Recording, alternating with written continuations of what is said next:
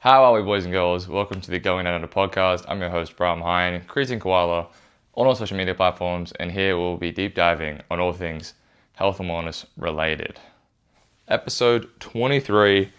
Shout out Jordan, shout out James, you know what I'm saying? Look, I've lost 10 pounds in like 3 weeks. I'm looking really lean, looking really good.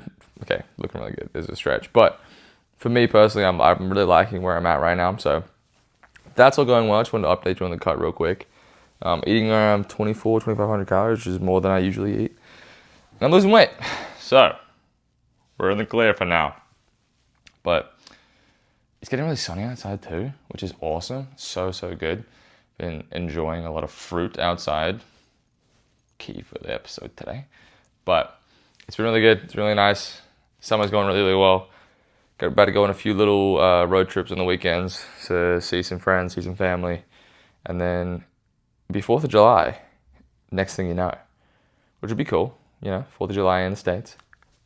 Always a good time, you know what I'm saying? But today's episode, as I alluded to last week, is all about mental health again, but in terms of nutrition and how nutrition can affect mental health. Last week's episode, we talked a lot about how exercise can influence mental health a lot, through a lot of different mechanisms. But I feel that, again, nutrition is one of the more important things that people don't take too seriously because they know it's a huge thing that's important for it, but they don't know why. They just know that it is. So today's episode, I really want to emphasize why it's important and how it's important through the mechanisms that it affects just by eating one thing or eating a few things or changing a little bit of your diet. Because nutrition is vital to your body's regular processes, how your body reacts to certain stimuli, how your body can perform, how your body feels, and most importantly, how you feel internally through your brain, through your mental health. And I would talk about the 3 main ways that it does that. That's through how it affects neurotransmitters, the gut-brain axis, and how it impacts inflammation. And then I'll talk about, at the end, how to help you feel better by aiding these mechanisms in all that way. So hopefully today's episode shouldn't be too long. I kind of want to be concise about it. I don't want to go into all of the processes that I can. If you would like me to, make sure to comment that if you would like me to, or send me a DM, something like that. And I will be more than happy to go into depth about any of these things. But today I'm going to kind of give the basic overview about all of it. So the first one that I want to talk about is neurotransmitters. So neurotransmitters are just how your body reacts to things from the things that you put in it. And neurotransmitters are then able to transmit neurologically how to feel and how to react internally to stimuli or to things that are happening in its current self, right? So your body needs different forms of amino acids, vitamins, and minerals to have healthy neurotransmitter function. And by healthy, I mean it's able to rapidly activate, and it's able to activate at this right time, or just be able to produce enough to where you are getting the right amount of the thing that you need, right? So the amino acids are just all the amino acids that your body needs through like protein sources, all that kind of stuff. I'm not talking about having to take an amino acid supplement. I'm just talking about how protein is broken down into amino acids. Vitamins, like vitamin B, a lot of those vitamins, vitamin B6, vitamin B12, and then minerals like iron, phosphorus, magnesium, all that kind of stuff. They all help your body's neurotransmitters produce serotonin, dopamine, and a thing called GABA. Basically what those 3 things do are regulate your mood. They're how they feel, how you become happier, become more calm, more stable. GABA is just it's the neurotransmitter that helps you feel stable and calm, right? And if your body's neurotransmitters are off in any way, that's where the anxiety, the depression, the just feeling sad or not worthy of anything, that's where a lot of those things can come into play pretty heavily, and it only gets worse or better through dietary intake. So if you aren't getting enough of these certain vitamins, minerals, and amino acids, your body will not know how to react to certain things and can overproduce or underproduce these serotonin and dopamine or GABA neurotransmitters. So then you will either be in a constant state or a hyperreactive state of these, and then you will just be crashing and falling, or just in a constant state of being at the bottom. And nobody wants that, right? You want to have a stable level, a stable increases, and then a regular thing of having it decrease a little bit to then regular, you know what I'm saying? So having those in check will, no matter what, help you figure out how to do the best that you can, and know that if something's making you feel sad, it's because it actually is making you feel sad. It's not because your brain is just firing wrong, if that makes sense. Because a lot of the time, some people get ticked off, or some people get really sad over things that they usually don't get sad at, and they try to blame a lot of different things. But sometimes it can just be that your nutrition just isn't in check, and your brain just doesn't know how to react to things. It's a kind of a crazy phenomenon, and that's why I feel like recently I've been able to be pretty on point with my emotions. Because a bit of a backstory, previously I used to undereat and do like the if it fits your macros kind of nutrition, to where I wasn't getting actually getting very many vitamins and minerals, but I was just eating things that kind of fit my macros. And I would get a lot of mood swings internally. I wouldn't express them a lot, but I'll get a lot of mood swings internally, and I wouldn't know how to internalize things. And I was blaming all of my situations. But once I got all my nutrition in check, I was able to actually understand what makes me upset, what makes me happy, what actually is going on. And I'm able to better understand how and when my emotions come. And if I eat certain things, I'll feel better. If I eat certain things, I'll feel worse. Or if I eat certain things, then I know that probably at the end of the day, I'm not going to feel as great, maybe feel a bit in my head. And then I can look back and be like, oh, that could be what's affecting it. And then internalize things a lot better. It's a weird way to think about how food can affect your mood pretty heavily. But that's also why there have been studies that have shown that like Mediterranean diets, which are high in vitamins and minerals and high in fatty acids like omega-3s, can actually aid in depression symptoms. That's crazy to think about, right? A diet being able to help you feel happier and less sad. It's crazy to think how important diet is in terms of mental health. Again, this is why I'm talking about it in the episode. So, moving on to one of my favorite topics of all time, actually, is... Sorry, I almost burped. I had a Diet Pepsi earlier. Fantastic for you. Fantastic for the brain. That could be a lie. Anyway, it's good for my brain. The gut-brain axis. Now, when I first heard about this, I was like, what? And then when you really think about it, it makes so much sense. So, the gut-brain axis is the ideal that the gut and brain are actually heavily connected. How diverse and how healthy your gut microbiome is directly, not indirectly, directly influences brain function, brain cognition, and mood. That is insane, right? What you eat and how messed up your gut microbiome is can be heavily influential in if you have depression, if you have anxiety, if you have any mental health issue. It can most likely be directly linked to the diversity of your gut microbiome. And another thing that's very interesting is that what I was talking about before, the serotonin, the neurotransmitters, all that kind of stuff. 90 to 95% of every human's serotonin is stored in the gut.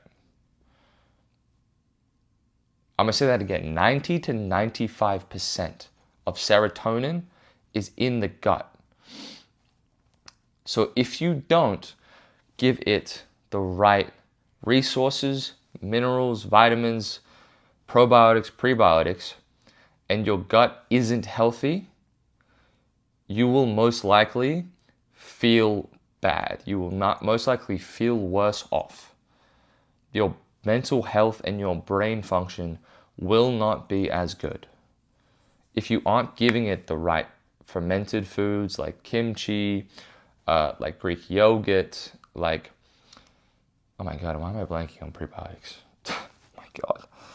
Most fermented foods, really. If you aren't giving it the right thing, that's why things like apple cider vinegar work really well, because it is just a fermented version of apple cider. And all those things, if you are able to give your gut enough prebiotics and probiotics and giving it a diverse range of fruits and vegetables and fiber, then your body and your brain will directly be impacted. You will feel so much better because your brain is in so much, I'm pointing at my gut. Your brain and your gut are in such good cohesion. That's why when people go to different countries and they eat different foods, the first few days you feel pretty groggy and you have some stomach issues. You might not feel fantastic, but after you get back and after you get used to that food, you naturally feel a lot better. You feel a lot more vibrant. And a lot of people think it's because of the holiday. That is very, very true as well. But it's also because you've diversified your gut a little bit, which has helped the gut-brain axis all those processes, and you are just able to think clearer. There's less brain fog.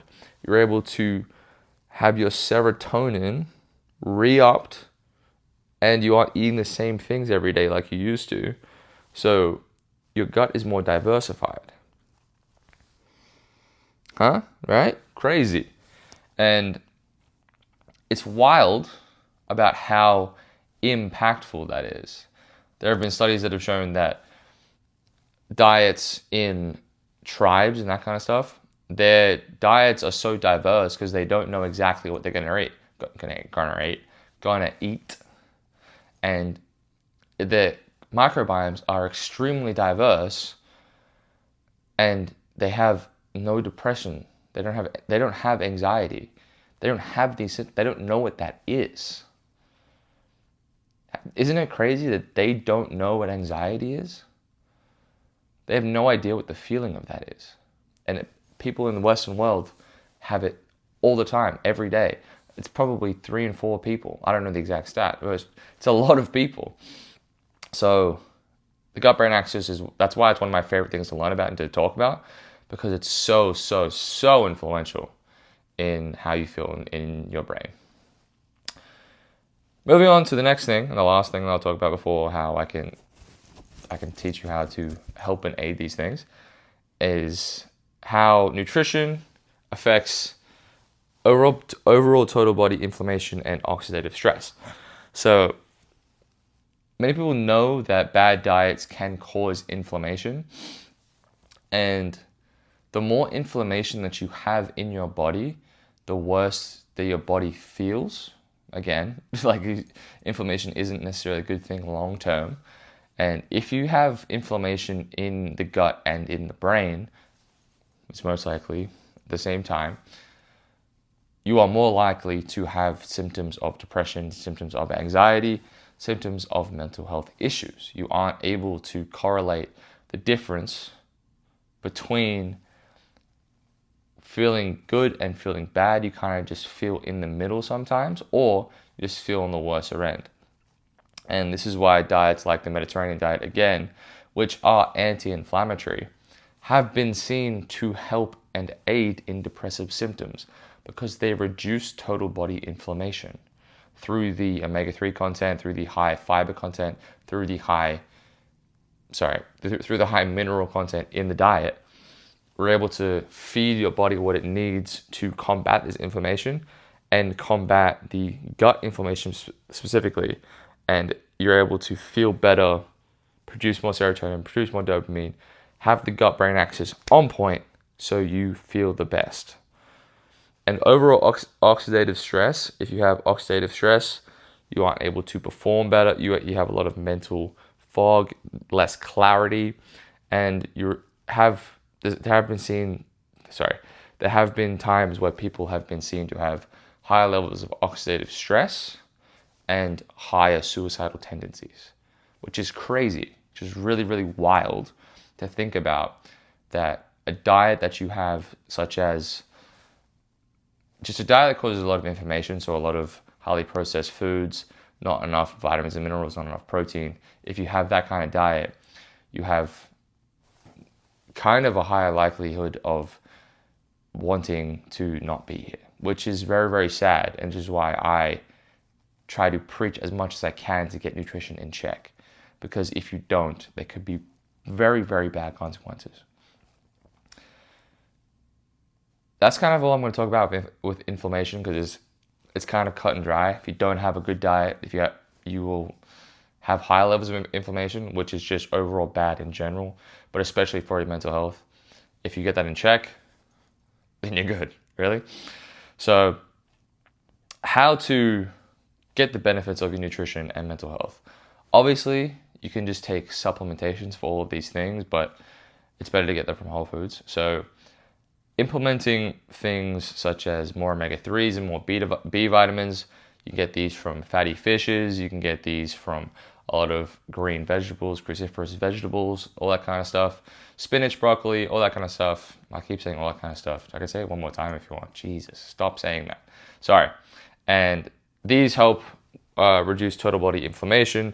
They help improve brain function and cognition through improving the gut-brain axis, and you're able to produce your neurotransmitters at a higher rate, which is good. It's not necessarily you're going to jack them up to way too high. You're just going to improve them better from the baseline, and you're going to be able to function better throughout that. Also taking maybe a magnesium or an iron supplement if you're not getting that enough through your diet. Again, those are from things like red meat, cruciferous vegetables, again, fruits. Those are very, very high in those minerals. And increasing those minerals to an extent, not obviously, don't take 6 magnesium tablets and get over a gram of magnesium. You don't need that much. Look at how much your body needs. You can look up on a calculator, say I weigh this much, and it'll give you an RDI of how much you need of each of these minerals. And then taking that throughout the day, and then on higher stress days, maybe taking a little bit more, not too much. And also, if you don't have a diverse enough diet, if you don't have the capability to do that, or you just don't like enough foods, taking probiotic or prebiotic supplements are really, really good. They can help improve the diversity of the gut. They do this by just packing in a bunch of different prebiotics and probiotics just within the capsule, and then once it reaches the gut, it opens and dissolves, and then you kind of get the benefits from not having to eat the food.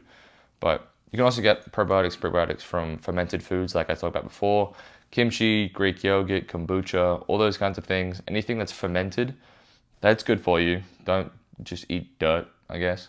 But what was the other thing? Oh my god, I'm forgetting what it is.